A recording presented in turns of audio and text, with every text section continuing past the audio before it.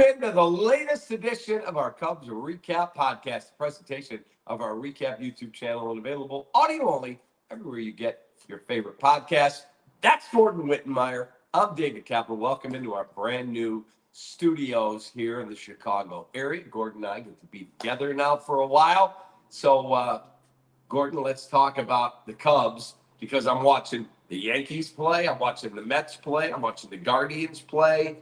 I'm watching the Dodgers play. And I want to know what the heck my Cubs are going to do to get to that level. Right? And the only reason the Phillies aren't playing is because the Mets, who spend to win, knock them out.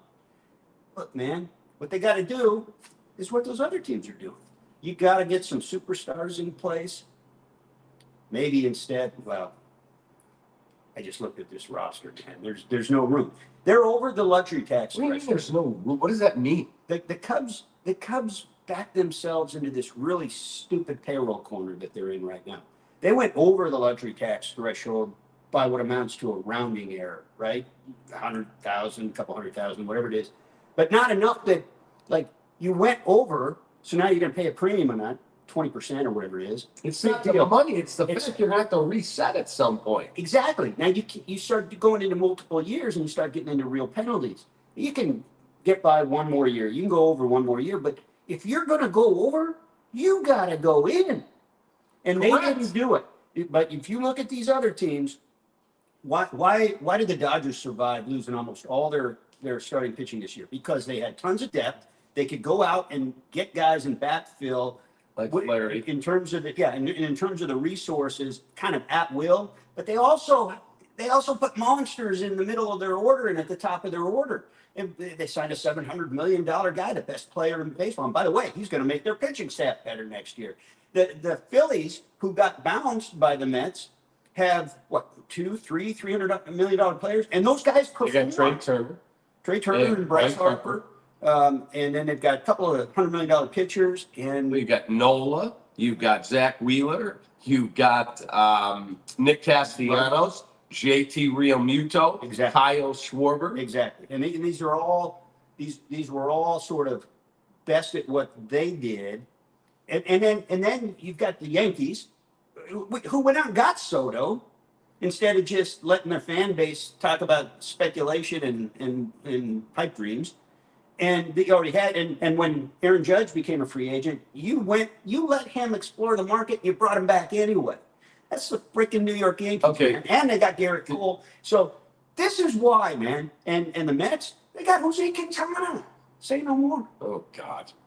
You could have Jose Quintana. No, but they went out and did the same thing. I mean, they got Francisco Lindor, who was making a case to challenge for the MVP this year until they got hurt late. All right, I want to bring something up to you. By the way, if you like zero sugar soda, it's Dr. Pepper, zero sugar, strawberries and cream, or their coconut one. Spectacular. Did you see the quote from John Middleton, the owner of the Phillies? You know, I've never seen that before. It's really good. I mean, yeah. Okay. Did you see the quote from John Middleton, the Phillies owner? Well, it's probably similar to what he said over the years. That's So the specific one. He said that Bryce Harper said to him, "We need a better plane." He's like, "Done. Got a better plane." He said Kyle Schwarber wanted hibachi on the post-game spread. Done. We'll get his hibachi chef. He said, "There's been a multitude of things guys have asked for." And I said, "That helps us play better." Done. And so one of the fine media members said, "Your great grandkids are not going to be happy with you when you go way over like you're going on payroll." You know what his response was? "I'm not going to know my great grandkids. So sorry, I want to win. That's all I'm in for. I want to win." When are we ever going to hear any Chicago owner say that in any sport? Yeah.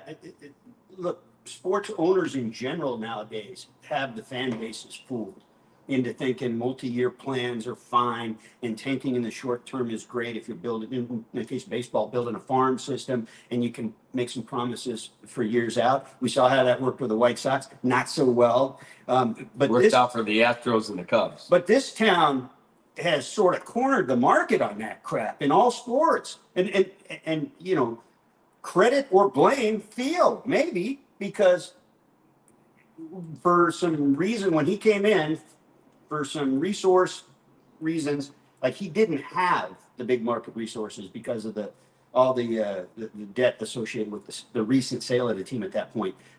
But so he tanked. Okay, you had Theo tank. But he did it as well as anybody has done it. Okay, so you had the Cubs tank. And so then the White Sox used that as cover. And they tanked and it didn't work. And you should never tank in the NFL. Have tried, it didn't work. The NFL is the most parity-driven league in the history of Blackhawks got Hunter Bedard but haven't won yet. And the Bears tanked and they got Caleb Williams, and they'll say to you that was the right way to go. Yeah, well, I guess we'll find. Yeah, if you're the one buying tickets year over year to go to these games and you want to see your team win championships, if you're fine with that, God bless you. Go ahead. But I hear I read a really good book called The Plan. That's all about how the Cubs put this plan in place, and it worked. Yeah, Absolutely well, worked. But I'm not willing to allow them to do that again. That was the book you tried to quote me on stuff you already knew, so that you wouldn't have to write it. I wanted to give you some flowers. Yeah, and I told you write what you know. And you gave a lot of credit where credit maybe wasn't like there were some necessary moves that were made. The plan, when Theo took that job, what wound up happening the first few years was not his plan when he took the job. It was an adjustment on his plan based on what he learned his first year there with the resources. Correct. When he was told, wait a minute, you can't spend on that because the covenants from the bank won't allow that. Exactly. One of the coaches on the original coaching staff told me he was in the room early on when they put the group together, and Theo was in there saying, listen, we're gonna win faster than a lot of people think, because when I took this job, I was told we had unlimited resources. Now, I talked to people after that, and they used different language, but the same message was he was promised big market resources when he came in, and he didn't get it. And if you remember the Tanaka free agency, when he made an offer for basically using all of their payroll to try to land Tanaka on a long-term deal, thinking that he would be an asset by the time they were ready to win. And that they could also trade him if they needed to. But they could build it around.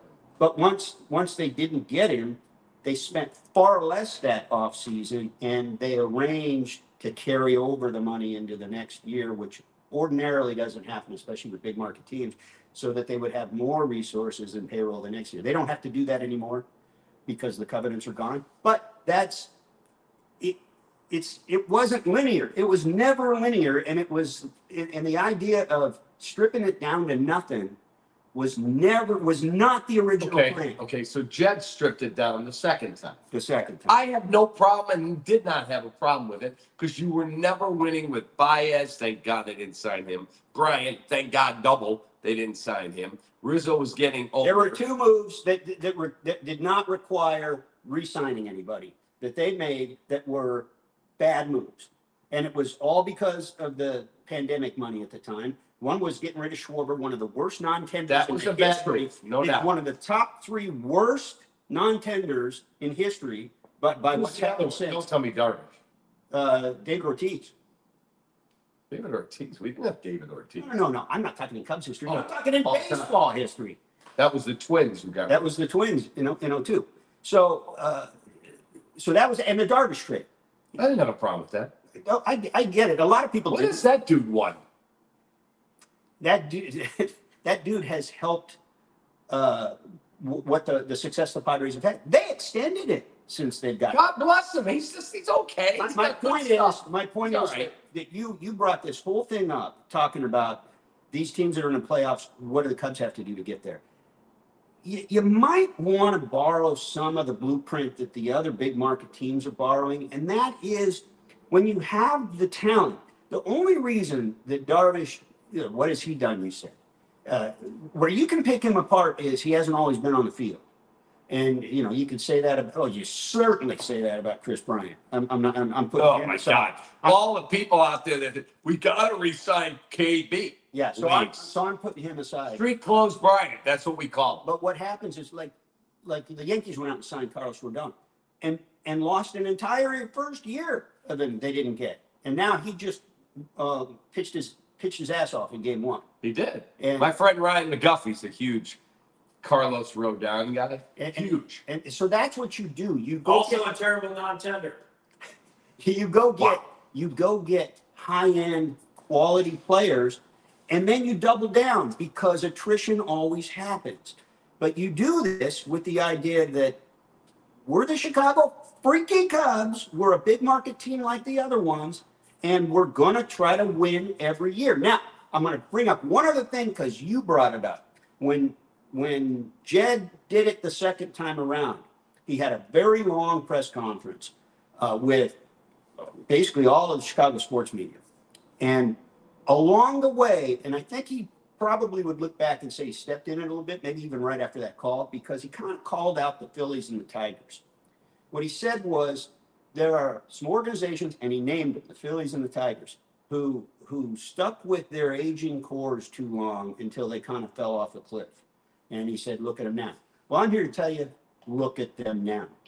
I mean, the Phillies got to the World Series in 2002. They added talent and got to the NLCS last year. They got the playoffs. Because 2022, not 02. Oh, I'm sorry, 2022. They won the division this year. They just re-upped their manager. If they need something, they're going to go out and get it this year. Their owner is super uber aggressive. You brought them up, and we know that they're cross division rival, the Mets, same thing, and Detroit has turned it around a lot quicker than you might have guessed, and Detroit was 10 games out in August. They got hot. I get it, but they actually have talent. A lot of people looked at going into the season that they had more talent than some people. I don't think anybody thought Scuba would do what he did this year, certainly at Cy Young level. But that was a huge part of everything they did, no question. But those are the things that have to happen. Those are things that happen. But when you're trying, and so they're at least ahead of schedule, a year ahead of schedule. That entire time frame. So it took Detroit and they got there. The Phillies been there year after year, and with a new core, the Cubs haven't been there. But what do the Cubs? Okay, They haven't been there. And it's one of the two worst divisions. Like you don't have to win 100 games typically to win that division. Okay, but they're an 83-win team. It's not like they're the White Sox who They're won an 83-win team paying the luxury tax. That's is that just good management. enough? I would love to talk to Jed. And they probably maxed the talent on that team to get to 83. Okay, so the question is, how do you go from 83 to get yourself to 90, where Craig Counsell said 90 wins, Jamison Tile, who was with us, said 90 wins. Counsell said you got to start building 90-win teams and go from there. Okay, so He's right. Who are they moving? Well, the question is, the other side of that coin of that question might be, do they have to move somebody? Was that team good enough? No, but what I would suggest is you're going to have a guy that opened the season in the starting rotation who's not there. And he was making $16 million this year. And Kyle Hendricks. $16 million falls off. I don't know what's going on with Cody Bellinger at this point. Is he going to opt out? Is the free agent market for what he is scarce enough for what he is that it makes sense to opt out? Or is he going to come back for another $27.5 million next year? If I'm him, I'd probably come back for another $27.5 million. Well, that gives him 2 years at 27.5. Would somebody go 3 for 75 guaranteed? Maybe. So those are the kind of things he's got to look at. He's got a very aggressive agent. I don't know where that falls at the end of the day with him. So if he's off the books and Hendricks is off the books, now you can do a lot of things. But even if it's just Hendricks off the books, that's $16 million. You got some, your two biggest ARB guys, and Steele and Paredes, are going to get raises. And Steele might get a significant raise. That's not going to eat up the whole $16 million. And then you're going to have, some of the other, like Neris was making $9 million this year. He's not making $9 million. You get Trey Mancini off the books. You get Tucker Barnhart off the books. Right. So a lot of money. So now, if I'm the Cubs and I have some resources to work at, I'm going to double down on what's some pretty good pitching, in particular starting pitching. I'm going to go get another starter minimum. I got young guys coming, right? But I'm not going to bank on them because I need to win more than 83 games next year. I can't. No shit. And Steele went down for a while this year. Tyon opened the season on the IL. He went down twice. And people probably don't remember Tyon opened the season on the IL for just like 2-3 starts. So we don't know what's going to happen with any of these guys as they come back. We'll see what Assad looks like and what some of the young guys look like. But I needed to go get at least one bankable starting pitcher in that Hendricks. Gordon, I need another thumper in my lineup. And then I need it, not at the expense of not fixing the bullpen and adding to your starting pitching. Listen, but put it this way. Here's the way I look at it. You won 83 games, right? You're trying to build a 90-win team. Among all the other things, we know that lineup sucked this year. We also know that Wrigley played like Seattle. Big right. park. Exactly. It played like Seattle all year. It didn't have that few months period where it was a hitter's park at any point. So, and is that going to be the trend line going forward? Don't know. But you're probably not able to go get Vlad Jr. Why? Because you'd have to trade too much for him. Well, what does that mean? What do I have Okay. that is so hell-bent I can't trade that guy? Like, what if Toronto said, okay. I'd give him anybody, this so-called great farm system doesn't have like an Adley Rutschman at the top of it. Okay, It's got a what bunch if they of- said it's we got want 8 guys. Michael Bush, we want Nico Horner, and we want pick the prospect? Well, that's a heavy price already because that's 2 guys. You're going to have to pay Vlad as well over, probably twice what those 2 guys are making combined. So what?